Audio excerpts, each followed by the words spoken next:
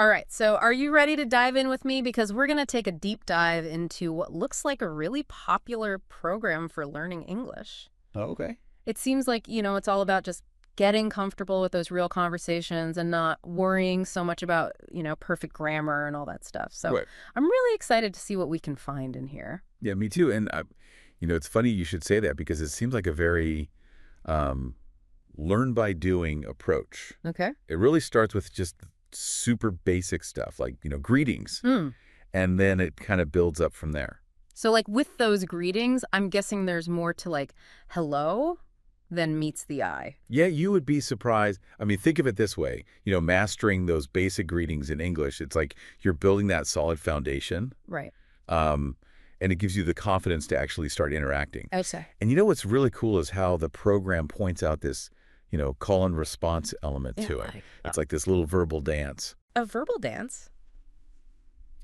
I like that. So it's like I say, hi, how are you? You respond, and then you turn around and ask me the same thing. Exactly. And that keeps things moving. Exactly. And that natural back and forth is something that the program highlights a lot. Okay. It's about just getting comfortable with that rhythm of conversation. So it's not just about like what you say, but it's how you say it. Absolutely. There's a musicality to it. It's like finding the beat to a song. Once you get the rhythm, then the rest starts to kind of flow Okay. a little bit easier. Okay. I'm starting to see how all this fits together, but let's be real. Conversations are not just about greetings. Right. What about, understanding what the other person is actually saying to you? That's where active listening comes in. Okay. And the program has some really clever strategies for this. Remember that example about the park and the picnic? Oh, yeah. It shows how you don't need to catch every single word to actually get the gist. Wait, so I don't need to understand everything perfectly? No, not at all. Well, thank goodness. Think of it like a puzzle.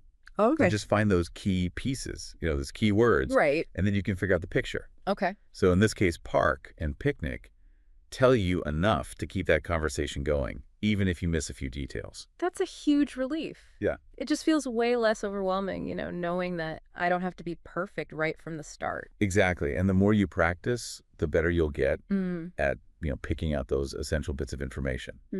But what happens when it's your turn to speak?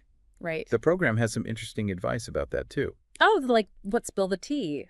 Well, it encourages you to just start by talking about yourself. Simple things like your name, where you're from, Yeah. those sorts of things. Okay, that does sound way less scary than like trying to discuss astrophysics, Right.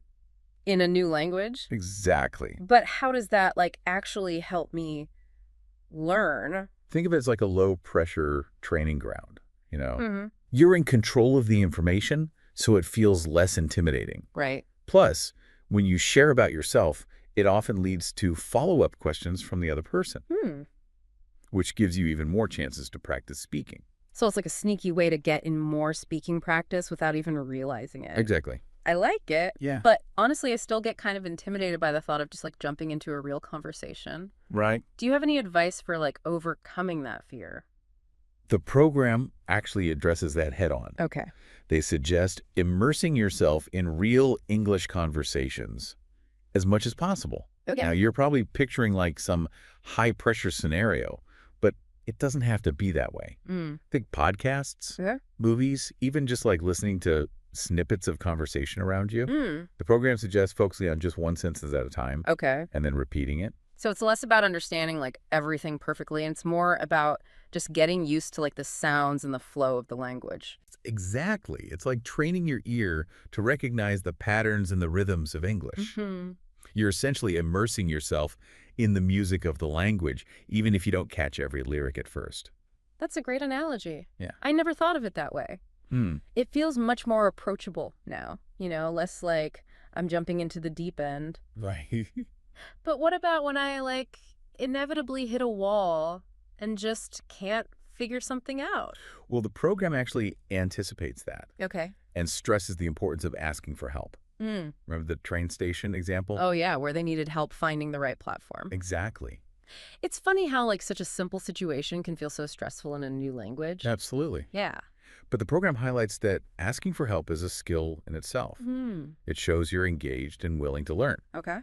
Plus, most people are happy to help, Right. especially when they see that you're making an effort. That's reassuring. I think I've been so worried about sounding silly that I've been like holding myself back from asking questions.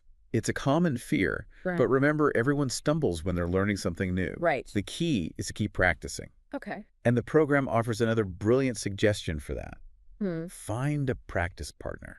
Like a language buddy. Exactly. Someone to like try out new phrases with and just have fun. Exactly. They even give an example dialogue about favorite foods. Okay. It's a low-pressure way to practice asking and answering questions, Hmm. get comfortable with that back-and-forth conversation, Right. and build fluency in a supportive environment. That sounds way more fun than just like drilling vocabulary lists alone in my room. Definitely. Yeah. And food is always a good topic. Always. Who doesn't love to talk about what they eat? Exactly. You know, as we're going through all this, I can't help but notice how visual the program seems to be. Like even just reading these excerpts, I can just picture the instructor using like gestures and props to like bring the lessons to life. That's a great observation, and it's no coincidence. Hmm. Research shows that our brains are wired to remember images and actions. Right. So when the program incorporates those visual cues, it helps solidify the concepts in our minds. It's like those visual cues create like mental shortcuts. Yeah. You see the image and the meaning just like instantly pops into your head. Exactly. So it's not just about hearing the words, it's about like experiencing the lesson on like a deeper level. Absolutely. And speaking of visual learning, the program also mentions flashcards as a powerful tool for building vocabulary. Flashcards, really, I thought those were a bit outdated, you know, with all the fancy apps and online tools we have these days. They might seem old school, but flashcards are actually backed by solid learning science. Okay. The act of writing down a word or a phrase and then repeatedly testing yourself Right. strengthens the neural pathways associated with that information. So it's like creating a mental muscle for remembering those words. Yes. You're like actively engaging with the information, not just passively absorbing it. Precisely. And that active engagement is crucial for language learning. Hmm. You're not just memorizing isolated words. Right. You're learning how to use them in context, how they fit into that puzzle of communication. It's like the difference between studying a map and actually exploring a new city. Yeah. You know, you get a much richer, more immersive experience when you're actively engaged. That's a fantastic way to put it. And speaking of immersion, we were talking earlier about surrounding yourself with the language as much as possible. Right. This is where the program's advice really shines. Right. So we're talking about things like movies, TV shows, podcasts, all those things I already love to do. Exactly. But how can I actually turn that into like a learning opportunity? The key is to be intentional about it. Okay. Instead of just passively watching or listening, try focusing on specific aspects of the language. Okay. Pay attention to the pronunciation, the rhythm, the way native speakers use idioms and slang. You're basically training your ear to decode the nuances of the language. It's like learning to appreciate the finer details of a painting. Yeah. You might enjoy the overall image at first glance, but when you really study it, Right. you discover all these hidden layers of meaning and beauty. Exactly. And just like with painting, the more you study the details of the English language, the richer and more rewarding your experience becomes. So it's about finding those moments of aha, Yeah. where something clicks, Right. and you suddenly understand something you didn't before. Exactly. Those are the moments that keep you motivated and make the whole journey worthwhile. Absolutely. And speaking of staying motivated, it's important to celebrate those small victories along the way. Okay. Every time you push past a challenge or achieve a milestone, acknowledge that progress. So like if I manage to hold a basic conversation without completely freezing up, that's a win worth celebrating. Absolutely. Every step forward, no matter how small, deserves recognition. Give yourself a pat on the back, treat yourself to something you enjoy, or share your accomplishment with your practice partner. It's all about keeping that momentum going. It's because, let's be honest, learning a new language is a marathon, not a sprint. Right. You know, there will be times when you feel discouraged or frustrated, but those small victories remind you why you started in the first place. Exactly. And Yeah. speaking of the bigger picture, it's important to remember your goals for learning English. What are you hoping to achieve? Maybe it's traveling the world, connecting with family members who speak English, or advancing your career. Whatever your reason, keep that vision in mind when the going gets tough. Exactly. It's your fuel to keep going. And remember, you're not alone on this journey. There are countless resources available to help you along the way, Right. from online courses and language exchange apps to local conversation groups and even tutoring services. There's something for everyone. And of course, you can always tune into the deep dive for more insights and inspiration. We're always here to cheer you on. That's right. And, it sounds like you're picturing like some really high-pressure scenario, but it doesn't have to be that way. Right. Think Yeah. podcasts, movies, even just like listening to snippets of conversation, around you. The program suggests focusing on just one sentence at a time Okay. and then repeating it. So it's less about understanding everything perfectly and more about just getting used to the sounds and the flow of the language. Precisely. Hmm. It's like training your ear to recognize those patterns Okay. and the rhythms of English. You're essentially immersing yourself in the music of the language, even if you don't catch every lyric at first. That's a great analogy. Yeah. I never thought of it that way. It feels much more approachable now, less like I'm jumping into the deep end. Right. But what about when I inevitably hit a wall and just can't figure something out? Well, the program actually anticipates that Okay. and stresses the importance of asking for help. Remember the train station example? Oh, yeah, where they needed help finding the right platform. Exactly. It's funny how such a simple situation can feel so stressful in a new language. Absolutely. Yeah. But the program highlights that asking for help is a skill in itself. It shows that you're engaged and willing to learn. Yeah. Plus, most people are happy to help, Right. especially when they see that you're making an effort. That's reassuring. I think I've been so worried about sounding silly that I've been holding myself back from asking questions. It's a common fear. But remember, everyone stumbles when they're learning something new. Right. The key is to keep practicing. Okay. And the program offers another brilliant suggestion for that. Find a practice partner. Like a language buddy. Exactly. Someone to try out new phrases with and just have fun. Exactly. They even give an example dialogue about favorite foods. Okay. It's a low-pressure way to practice asking and answering questions. Get comfortable with that back-and-forth conversation. Right. And build fluency in a supportive environment. Yeah. That sounds way more fun than just drilling vocabulary lists alone in my room. Definitely. Yeah. And food is always a good topic. Always. Who doesn't love to talk about what they eat? Exactly. As we're going through all this, I can't help but notice how visual the program seems to be. Even just reading these excerpts, I can just picture the instructor using gestures and props Yeah. to bring the lessons to life. That's a great observation. And it's no coincidence. Research shows that our brains are wired to remember images and actions. Right. So when the program incorporates those visual cues, it helps solidify the concepts in our minds. It's like those visual cues create mental shortcuts. Yeah. You see the image and the meaning just instantly pops into your head. Exactly. So it's not just about hearing the words, it's about experiencing the lesson on a deeper level. Absolutely. Yeah. And speaking of visual learning, the program also mentions flashcards as a powerful tool for building vocabulary. Flashcards, really? I thought those were a bit outdated, with all the fancy apps and online tools we have these days. So it might seem old school, but flashcards are actually backed by solid learning science. Okay. The act of writing down a word or a phrase and then repeatedly testing yourself strengthens the neural pathways associated with that information. So it's like creating a mental muscle for remembering those words? Exactly. You're actively engaging with the information, not just passively absorbing it. Precisely. And that active engagement is crucial for language learning. You're not just memorizing isolated words. Right. You're learning how to use them in context, how they fit into that puzzle of communication. It's like the difference between studying a map and actually exploring a new city. You get a much richer, more immersive experience when you're actively engaged. That's a fantastic way to put it. And speaking of immersion, we were talking earlier about surrounding yourself with the language as much as possible. Right. This is where the program's advice really shines. Right. So we're talking about things like movies, TV shows, podcasts, all those things I already love to do. Exactly. But how can I actually turn that into a learning opportunity? The key is to be intentional about it. Okay. Instead of just passively watching or listening, try focusing on specific aspects of the language. Okay. Pay attention to the pronunciation, the rhythm, the way native speakers use idioms and slang.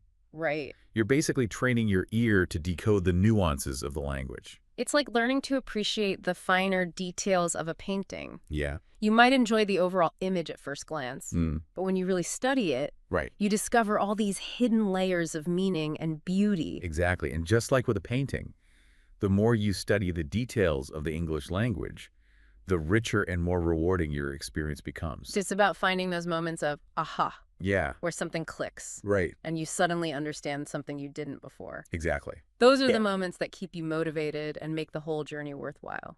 Absolutely. And speaking of staying motivated, it's important to celebrate those small victories along the way. Okay. Every time you push past a challenge or achieve a milestone, acknowledge that progress. So, like, if I manage to hold a basic conversation without completely freezing up, that's a win worth celebrating.